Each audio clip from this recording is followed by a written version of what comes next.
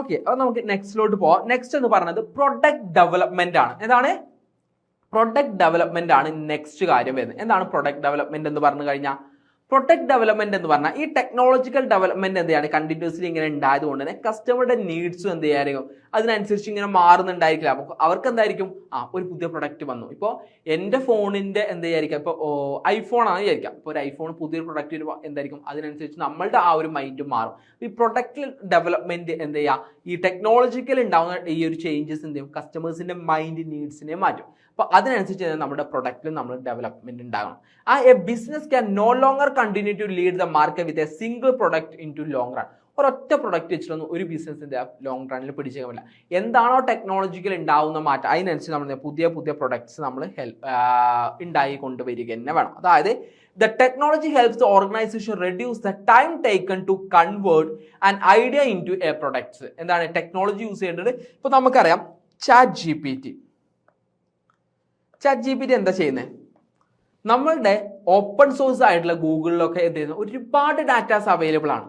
ഇപ്പോൾ ഞാൻ business, what you mean by business analytics എന്ന് അടിച്ചു കഴിഞ്ഞാൽ ഒരുപാട് സൈറ്റ്, ഒരുപാട് ഡെഫിനിഷൻസ് എനിക്ക് വരും. അതിന് പകരമായിട്ട് എനിക്ക് എന്താണോ വേണ്ടത് അത് ആക്ച്വലി എന്ത് ചെയ്യുന്നു, chat G P T provide.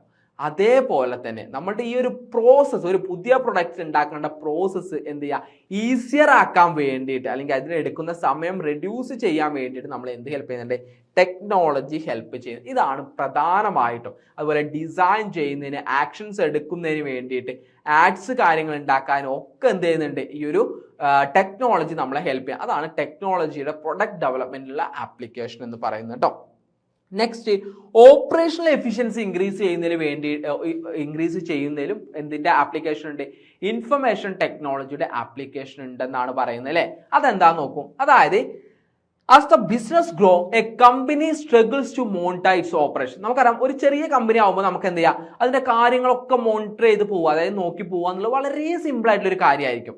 എന്നാൽ അതേ കമ്പനി വലിയൊരു മൾട്ടിനാഷണൽ കമ്പനി ആയി കഴിഞ്ഞാൽ, അതായത് ഒരു 50, 100, 150, 200, 300 എംപ്ലോയീസ് ഒക്കെ വന്നു കഴിഞ്ഞാൽ നമുക്ക് അവരെ മോണിറ്റർ ചെയ്യുക, അവരുടെ ഓപ്പറേഷണൽ എഫിഷ്യൻസി നോക്കുക എന്നുള്ളത് വലിയ സിമ്പിൾ ആയിട്ടുള്ള ഒരു കാര്യമല്ല, കുറച്ച് ബുദ്ധിമുട്ടൊക്കെ വരാം.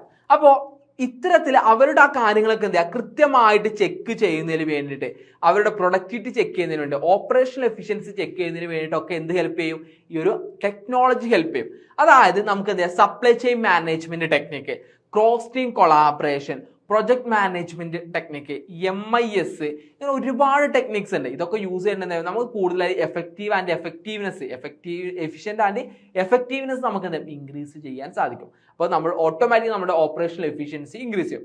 ഇത്തരത്തിലുള്ള പുതിയ ആയിട്ടുള്ള IT ആപ്ലിക്കേഷൻസ് നമുക്ക് എന്ത് ചെയ്യാം, നമ്മളുടെ ബിസിനസ്സിന് മാറ്റങ്ങൾ കൊണ്ടുവരാൻ സഹായിക്കും. അതാണ് ഓപ്പറേഷണൽ എഫിഷ്യൻസി കൊണ്ട് പറഞ്ഞത്. അതായത് റിപ്പോർട്ടിംഗ്, റിയൽ ടൈം ബേസിൽ റിപ്പോർട്ടിംഗ് കാര്യങ്ങൾ ചെയ്യുന്നതാണെങ്കിൽ അതെല്ലാം ഇതിൽ വരുന്ന കാര്യങ്ങളാണ്. Next, online payment transfer. നമുക്കറിയാം പണ്ട് നമ്മൾ എന്ത് ചെയ്യുന്നു, ആദ്യ കാലഘട്ടത്തിൽ സാധനങ്ങൾക്ക് പകരം സാധനങ്ങൾ കൊടുത്തിരുന്ന ബാർട്ടർ സിസ്റ്റം ആയിരുന്നു. പിന്നെ നാണയത്തിലോട്ടെത്തി.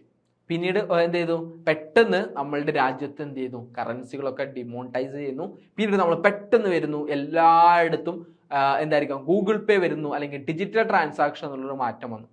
ആ മാറ്റം എന്തായിരുന്നു, അത് ബിസിനസ്സിൽ ഉണ്ടാക്കിയൊരു ഇമ്പാക്റ്റ് എന്ന് പറഞ്ഞാൽ വളരെ വലുതായിരുന്നു. ശരിക്കും നമ്മൾ ഇങ്ങനെ ചിന്തിച്ചു നോക്കാം, നമ്മുടെ കയ്യിൽ എന്ത് ചെയ്യാണ്, അക്കൗണ്ടിൽ നമ്മൾ എന്ത് ചെയ്യുന്നുണ്ട്, ബാങ്കിൽ പൈസ ഇട്ടിട്ടുണ്ട്, ATM കാർഡ് അല്ലെങ്കിൽ ചെക്ക് ലീഫ് ഉണ്ടെങ്കിൽ, അല്ലെങ്കിൽ വിഡ്രോവൽ സ്ലിപ്പ് ഉണ്ടെങ്കിൽ നമുക്ക് ക്യാഷ് കിട്ടുള്ളൂ. എന്നാൽ ഡിജിറ്റൽ പേയ്മെന്റ് വന്നതോടെ നമ്മുടെ ഫോണിൽ 4 പിന്നടിച്ച് നമുക്ക് പൈസ കിട്ടും. ഇത് വെച്ച് നമ്മുടെ ബിസിനസ്സിന് എങ്ങനെ മാറണം, ഒന്ന് ബിസിനസ് ക്യാഷ് കിട്ടി, രണ്ടാമത് ബിസിനസ്സിന്റെ നമ്പർ ഓഫ് സെയിൽസ് ഇൻക്രീസ്, അല്ലെങ്കിൽ കൗണ്ട് ഇൻക്രീസ്. എങ്ങനെയാണ്, ഇപ്പോൾ എൻ്റെ കയ്യിൽ 5 രൂപയുള്ളൂ എന്നുണ്ടെങ്കിൽ ഞാൻ 5 രൂപയുടെ സാധനമേ വാങ്ങുള്ളൂ. പക്ഷെ എൻ്റെ അക്കൗണ്ടിൽ 1000 രൂപയുണ്ട്, എൻ്റെ കയ്യിൽ 5 ഉള്ളൂ എന്നുണ്ടെങ്കിൽ ബാക്കി ഗൂഗിൾ പേ ചെയ്യാന്നുള്ള ലക്ഷ്യത്തോടു കൂടി ഞാൻ ആ പ്രൊഡക്റ്റ് വാങ്ങും. ദാറ്റ് ഈസ് ഇൻക്രീസ് ദ, അല്ലെങ്കിൽ ഓൺലൈൻ പേയ്മെന്റ് ട്രാൻസ്ഫർ എന്ത് ചെയ്തു, നമ്മുടെ ബിസിനസ്സിനെ ഇൻക്രീസ് ചെയ്യുന്നു. അത് നമ്മൾ നോക്കണം. അതായത് കൂടുതലായിട്ട് എന്ത് ചെയ്യുക, ഈ ഓൺലൈൻ പേയ്മെന്റ് പോസിബിൾ ആയതുകൊണ്ട് തന്നെ ചെറിയ ബിസിനസ്സിൽ പോലും ഒരുപാട് ബെനഫിഷ്യൽ ആണ് അതുകൊണ്ട് ഉണ്ടാക്കിയെടുക്കാൻ സാധിച്ചില്ല. അതായത് ഒരു മോർ കസ്റ്റമേഴ്സിലോട്ട് എത്താനും അതുപോലെ തന്നെ ആ ബിസിനസ്സിനൊക്കെ ഓൺലൈൻ പ്രസൻസ് കാണിക്കാനും പ്രൊഡക്ടിവിറ്റി കാര്യങ്ങളൊക്കെ എൻഹാൻസ് ചെയ്യാനും സെക്യൂരിറ്റി എൻഹാൻസ് ചെയ്യാനൊക്കെ ഈ ഒരു ഓൺലൈൻ പേയ്മെന്റ് ട്രാൻസ്ഫറിലൂടെ സാധിച്ചിട്ടുണ്ട്. And digital payment can be made by various method use ചെയ്ത് നമ്മൾ UPI, credit card, debit card, internet banking, PayPal, അങ്ങനെ ഒരുപാട്. ഇത് കൂടാതെ ഫോൺ പേ, UPI വരുന്ന ഫോൺ പേ, Paytm, അങ്ങനെ ഒരുപാട് ആപ്സ് നമ്മൾ യൂസ് ചെയ്യുന്നുണ്ടല്ലേ, അതൊക്കെ ഇതിൽ വരുന്നതാണ്. അപ്പോൾ COVID-19 അതുപോലെ ഡിമോണിറ്റൈസേഷൻ ശേഷം നമ്മൾ പ്രധാനമായിട്ട് ഇതിലോട്ട് എത്തിയിട്ടുള്ളത്. നെക്സ്റ്റ്, നമ്മളുടെ ക്ലയൻസുമായിട്ട് നല്ല രീതിയിലൊരു റിലേഷൻഷിപ്പ് ബിൽഡ് ചെയ്യാൻ വേണ്ടി ഇപ്പോൾ ഒരു കസ്റ്റമർ റിലേഷൻഷിപ്പിലെ CRM ആയിരിക്കാം, അല്ലെങ്കിൽ നമ്മളുടെ മറ്റ് സോഫ്റ്റ്വെയർസ് ആയിരിക്കും. CRM ഒക്കെ നമുക്ക് എന്ത് ചെയ്യാം, കൂടുതലായിട്ട് നമുക്ക് എന്ത് ചെയ്യാം, കസ്റ്റമറുമായിട്ട് നല്ല രീതിയിൽ പോകാൻ വേണ്ടി ഹെൽപ്പ് ചെയ്യാം. പണ്ടൊന്നും ഈ CRM സോഫ്റ്റ്വെയർ ഒന്നുമില്ല, കസ്റ്റമർ റിലേഷൻഷിപ്പ് മാനേജ്മെന്റ് സോഫ്റ്റ്വെയർ ടെക്നോളജീസോ.